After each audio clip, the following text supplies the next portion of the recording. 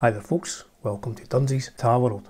Today is the day we're looking at the legendary Steviecaster, a full feature on the Steviecaster, which I had out earlier today because I had a bit of an issue which I was worried about and I wanted to get it fixed before it got any worse.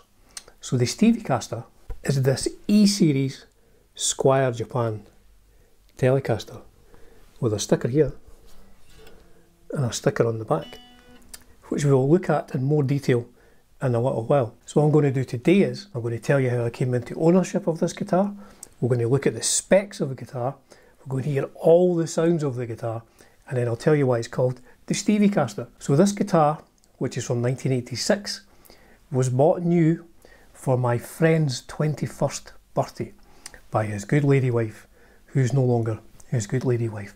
So this was my friend's guitar, which he got for his birthday. Now my friend is a bass player by trade, but he said he wanted a Telecaster because he wanted to prance about the house and look a bit like Keith Richards. So he got this for his 21st birthday. In 1998, I was down to one guitar, if you can believe that. I owned one guitar in 1998. It was a SQUIER, sort of Fender Japan Stratocaster. I'm not even a Strat guy, and the only guitar I owned was a Strat. So he says, "Did you sell all your guitars, Dunsy?" And I said, "Yeah, I did, because I'm financing a college course and stuff." And he said, "Well, I never use that Telecaster. Do you want it?" And I was like, yes, I would. I'd love to get that Telecaster. So he just brought it round and he said, "You can keep it, you can do whatever you want to it, but don't sell it, because it was a present and I'm giving it to you as a present." So I have stuck to that. I've never sold it because it's still here. It's not for sale. So that is the story of how I came into ownership of this guitar. Now I have changed loads of stuff on it. In fact, I think I have changed everything apart from the body, the neck and the tuners. I think I've changed everything on it since it's been in my ownership. I've had it refretted and everything. I've done hundreds of gigs with this guitar. It's just a lovely playing guitar and a great sounding guitar. So let's look at the guitar in detail. And at the beginning of that, I will tell you why it was on the workbench today and what the issue was and why I had to fix it. So here is the issue. This pickup, if you can see the bronze copper wire in the pickup, is actually exposed to the elements. So I bought this tape and I'm going to attempt to rewind round the pickup and try and cover up the wire. Well, it's like under the hood. There it is, naked as the day it was born. So obviously the bridge has been replaced to a short bridge.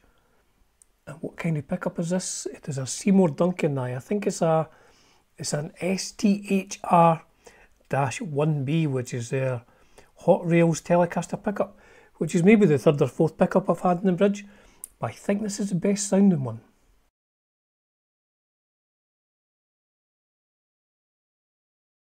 Now I think I've replaced the control plate at some point, but I've replaced all the controls anyway for sure. And in the tone control there is a switch for splitting the coil on the bridge pickup. This has probably been in there for, I don't know, maybe about 10 years or something. Certainly since I put that humbucker in. And it gives you a whole breadth of sounds. Now, oh, we can see that coil there being exposed. So I'm kind of worried moisture is going to get into that, so I'm going to wrap it up, as it were. And there we go. There's it wrapped up. I put a wrap of that tape round it, and I've just sealed it for the moment with a bit of gaffer tape, which may hold or may not. I will revisit that. I'm going to trial it. I've got a couple of gigs coming up that I might use this. So if that works, then we're good to go. Now there is the neck pickup.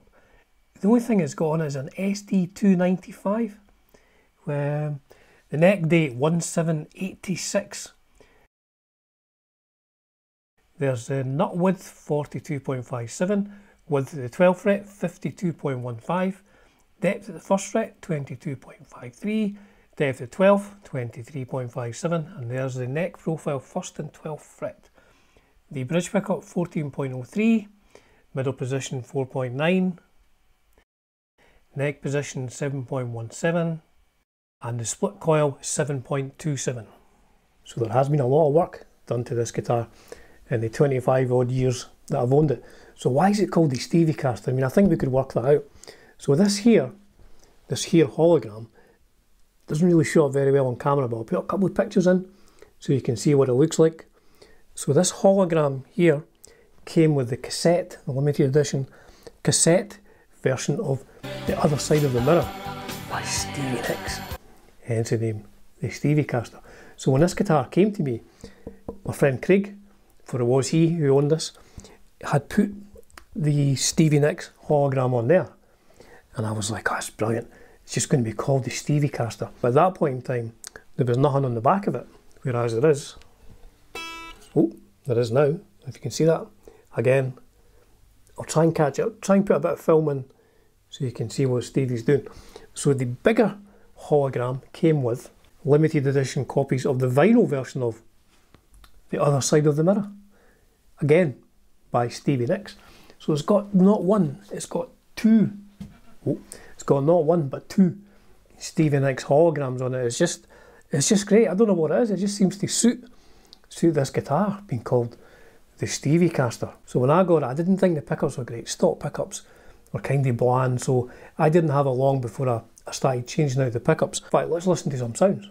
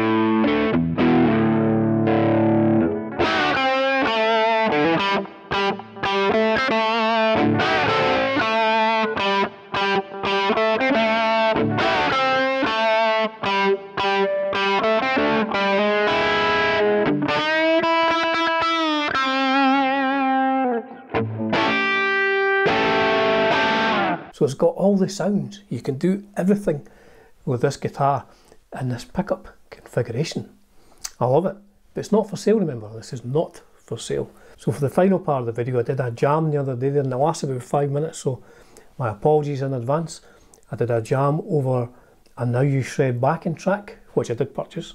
I'll put the link down below for you to check it out. Please do check out Mr. Now You Shred's backing tracks. Not a sponsored video, but I use his backing tracks all the time. So on the jam, I was playing through a Marshall amp, on my Kemper anyway, playing through a Marshall, and I had a bit of phasing on it as well, like a bit of a phaser effect, and I was just wailing away, trying to give you all the sounds from kind of clean-ish. I mean, it's not in any way, shape or form a clean sound, but it's as clean as you get with a Marshall. But it just shows you what you can do from, you know, the cleaner end of things on the neck pickup to the bridge, and then when you've got the coil tap engaged, so it's just like a split coil, quite cleanish again as well, but quite bitey. And then when you slam this down, you go to full humbucker mode. It's rocking. So that's it, a 5-minute lead guitar jam over a kind of funky backing track on the Steviecaster. I love this guitar. I love this guitar. As ever, folks, it's a privilege and a pleasure bringing you content on Dunsy's Guitar World. Cheers for now.